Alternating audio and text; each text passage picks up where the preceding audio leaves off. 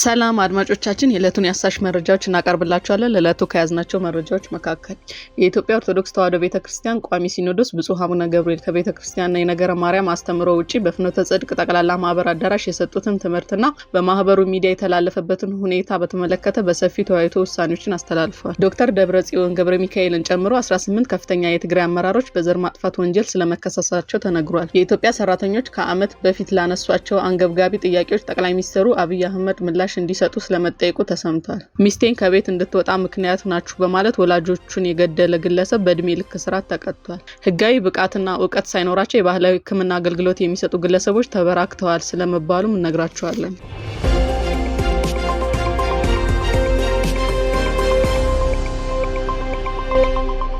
የኢትዮጵያ ኦርቶዶክስ ተዋሕዶ ቤተክርስቲያን ቋሚ ሲኖዶስ ብፁዕ አቡነ ገብርኤል ከቤተክርስቲያን የነገረ ማርያም አስተምሮ ውጪ በፍኖተ ጽድቅ ጠቅላላ ማህበር አዳራሽ የሰጡትን ትምህርትና በማህበሩ ሚዲያ የተላለፈበትን ሁኔታ በተመለከተ በሰፊ ተወያይቶ ውሳኔዎችን አስተላልፏል። በዚህም መሰረት አንደኛ ፍኖተ ጽድቅ ጠቅላላ ማህበር በተለያዩ ጊዜያት ከቅድስት ቤተክርስቲያናችን አስተምሮ ውጪ በሚዲያው ያስተላለፈው የስህተት ትምህርት የቤተክርስቲያናችንን አባቶች ሊቃውንትና መላው ህዝበ ክርስቲያኑን ያሳዘነ በመሆኑ በማህበራት ምዝገባ ክትትልና ቁጥጥር መምሪያ በኩል ጊዜያዊ የእገዳ ደብዳቤ እንዲደርሰው እና በመምሪያው በኩል አስፈላጊው ጥብቅ ክትትል እንዲደረግ ሆኖ በጉዳዩ ላይ የመጨረሻ ውሳኔ መስጠት ይቻል ዘንድ 5 አባላት ያሉት ኮሚቴ እንዲቋቋም አድርጓል። በዚህ መሰረት ቋሚ ሲኖዶሱ ያቋቋማቸው አጣሪ ልኡካን በአጠቃላይ ማህበሩን ሁለንተናዊ እንቅስቃሴ እና በሚዲያ ያስተላለፋቸውን የስህተት ትምህርቶችን በተመለከተ ከጠቅላይ ቤተ ክህነት ጽሕፈት ቤት እንዲሁም ከማህበራት ምዝገባ ቁጥጥርና ክትትል መምሪያ ጋር በመነጋገር በሚገባ መርምረውና አጣርተው በአጭር ጊዜ ውስጥ ከውሳኔ ሀሳብ ጋር ለቋሚ ሲኖዶሱ እንዲያቀርቡ።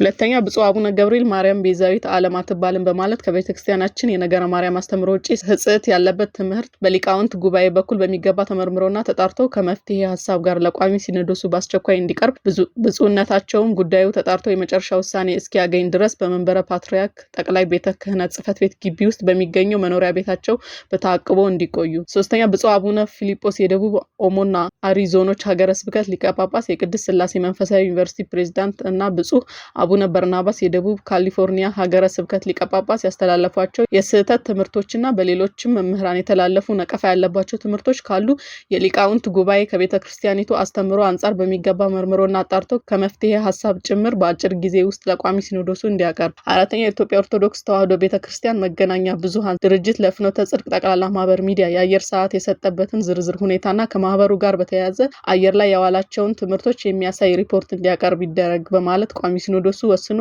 የዕለቱን ጉባኤ በቅዱስነታቸው ጸሎትና ቡራኬ ያጠናቋል።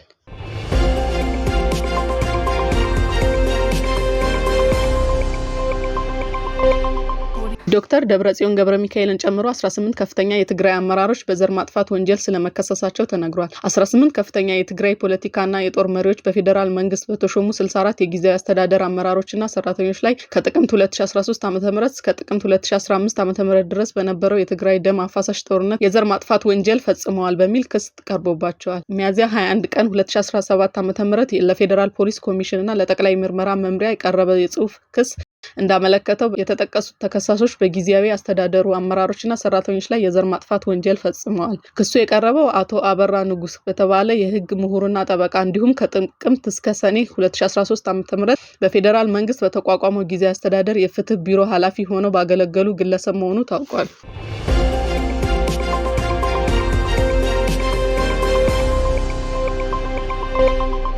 የኢትዮጵያ ሰራተኞች ከዓመት በፊት ላነሷቸው አንገብጋቢ ጥያቄዎች ጠቅላይ ሚኒስትሩ አብይ አህመድ ምላሽ እንዲሰጡ ስለመጠየቁ ተሰምቷል። የኢትዮጵያ ሰራተኞች አንገብጋቢ ለተባለ ጥያቄዎቻቸው ምላሽ ሊሰጣቸው ባለመቻሉ ጠቅላይ ሚኒስትር አብይ አህመድ በድጋሚ እንዲያነጋግሯቸው የኢትዮጵያ ሰራተኞች ማህበራት ኮንፌዴሬሽን ጠየቀ። ከሰራተኛው ደሞዝ በቀጥታ ተቆርጦ ለአደጋ ስጋት መከላከያ ገቢ ይደረግ በሚል የሚያስገድደው ረቂቅ አዋጅ ሰራተኛው ላይ ተፈጻሚ እንዳይሆን ጥያቄም አቅርቧል። የኢትዮጵያ ሰራተኞች ማህበራት ኮንፌዴሬሽን ፕሬዝዳንት አቶ ካሳሁን ፎሎ የሜዴይን በዓል አስመልክቶ በሰጡት መግለጫ በተከታታይ መንግስት ምላሽ እንዲሰጣቸው የቀረቡ ዋና ጥያቄዎች እስካሁን ምላሽ ባለማግኘታቸው ሰራተኞች ላይ ከፍተኛ ጫና እያሳደረ ነው። ከአንድ ዓመት ተኩል በፊት ከጠቅላይ ሚኒስትር አብይ አህመድ ጋር በነበራቸው የውይይት መድረክ አዎንታዊ ምላሽ ይሰጥባቸዋል ተብሎ ቃል ተገብቶባቸው የነበሩ ጥያቄዎች እስካሁን ምላሽ አለማግኘታቸውን አስታውቀዋል።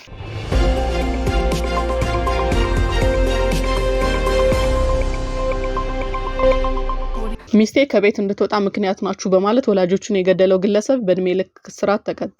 በምዕራብ ወለጋ ዞን ኤባ ዋቀዩ በተባለ ስፍራ በባለቤቱ እና በወላጆቹ መካከል በተፈጠረ ጸብ ባለቤቱ ወደ ቤተሰቦቿ በመሄዷ ተናዶ ወላጆቹን በጦር መጥቶ የገደለው ግለሰብ በእስራት መቀጣቱ ተገልጿል።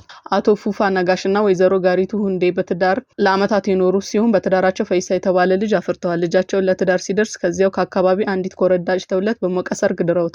ፈይሳ ያገባትን ኮረዳ ከቤተሰቦቹ ለተወሰኑ ጊዜያት አብረው ኖረው ከዚያው ግቢ ቦታ በፈይሳ ቤተሰቦች ፈቃደኝነት ተሰጥቷቸው ቤት ሰርተው መኖር ጀምረው እንደነበር ተነግሯል። በዚህም ጊዜ አባትና እናት ለመጀመሪያ ልጃቸውን ትዳር ጠብቀውና ተንከባክበው እየኖሩ እያለ በመሃል ክፍተቶች ተፈጥረው እንደነበር የምዕራብ ወለጋ ዞን ፖሊስ ዋና መምሪያ ገልጿል። በመካከላቸው የተፈጠረውን የቤተሰቡን የገቢ ምንጭ ሆነ የትልቅ የቡና ዛፍ ፈይሳ ኮረዳዋን ሲያገባ እንደ ጥሎሽ የተቆጠረ ሀብት ነው እና መጠቀም ያለብን እኛንን በሚል ነበር የካቲት 4 ቀን 2017 ዓ.ም የፈይሳ ባለቤት የቡናውን ዛፍ ፍሬ ሲያፈራ እየለቀመች ስትሸጥ አባትና እናት ወደ ጸብ አመሩ። ከዚህም ጊዜ የፈይሳ ባለቤት እሱ በሌለበት ቤቱን ጥላ ወደ ወላጆቿ ቤት ትሄዳለች። ፈይሳ ማታ ቤት ሲገባ ባለቤቱ አለመኖሯን አይቶ አባቱን ሲጠይቅ አባት የተፈጠረውን ሲነግሩት ልጃቸው በንዴት አባትየውን አንገታቸውን ሲያንቅ እናት ደግሞ የተሰቀለ ጦር ከግድግዳ ላይ አውርደው ሊወጉት እንደሞከሩ ፈይሳ ለፖሊስ በሰጠው ቃል ገልጿል። በዚህም ጦር በእናቱ በኩል መሰንዘሩን እንዴት ውስጥ እንደከተተውና አባቱንና እናቱን በመጋት ሁለቱንም ገድሎ ጎን ለጎን አስተኝቶ ያመልጣል። በነጋታው የባልና ሚስቱን ሞት የአካባቢው ሰዎች ለፖሊስ አሳውቀው ፖሊስ በስፍራው ተገኝቶ የሟቾቹን አስክሬን በማስነሳት ወደ ሆስፒታል ከላከ በኋላ ድርጊቱን ማን ሊፈጽም ይችላል ብሎ ምርመራ ጀምሯል። በዚህም ልጃቸው እንደሆነ በማስረጃ በመረጋገጡ ፖሊስ ባደረገው ከፍተኛ ክትትል ፈይሳ ከ3 ቀናት በኋላ የካቲት 7 ቀን 2017 ዓ.ም ቄለም ወለጋ ዞን ጋዋ ወረዳ ከተሸሸገበት በቁጥጥር ስር ውሏል። ከዚያም ለድርጊቱ መነሻ የሆነውንና የድርጊቱን አፈጻጸም ፈይሳ በዝርዝር ለፖሊስ ያሳያል። የምርመራ መዝገቡን በሆስፒታል የአስክሬን ምርመራ በሌሎች ማስረጃዎች አጠናክሮ ለአቃቢ ሕግ ያቀርባል። አቃቢ ሕግም ከፖሊስ የቀረበውን የምርመራ መዝገብ ተመልክቶ ከባድ የሰው መግደል ወንጀል በምዕራብ ወለጋ ዞን ከፍተኛ ፍርድ ቤት ክስ ይመሰርታል። ፍርድ ቤቱም ተከሳሽ ፈይሳ ፉፋ ሰውን ለመግደል የተጠቀመበት መሳሪያ እና ዘዴ እንዲሁም ያገዳደሉ ሁኔታ በወላጆቹ ላይ መሆኑ ቅጣቱን የሚያከብድና ጨካኝ ነውረኛ እና አደገኛ መሆኑን የሚገልጽ በመሆኑ ሚያዝያ 7 ቀን 2017 ዓ.ም በዋለው ችሎት በእድሜ ልክ እስራት እንዲቀጣ ተወስኖበታል።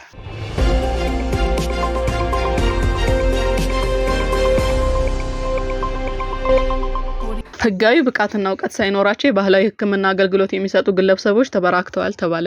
በኢትዮጵያ ያለ እውቀት የባህላዊ ህክምና አገልግሎት የሚሰጡ ግለሰቦች በመበራከታቸው በርካቶች ለጤና እክል እየተጋለጡ መሆኑ ተገልጿል። ባህላዊ ህክምና ለማግኘት ማህበረሰቡ በጥቆማ ጎበዝ ወደ ተባለ የባህል ህክምና መስጫ የሚሄድ ሲሆን አሁን ላይ የተለያዩ የማህበራዊ ሚዲያ አማራጮችን በመጠቀም ራሳቸውን በርከት ብለው ወደ ማህበረሰቡ መጥተዋል። ባህላዊ ህክምና የሚሰጡ ግለሰቦች ከውጪ ወደ ሀገር ውስጥ የሚያስገቡት ምንም አይነት ጥሬ ዕቃ ለመኖሩ ወደ ዘርፉ ለመግባት ቀላል እንዳደረገ ላቸው ተናግሯል።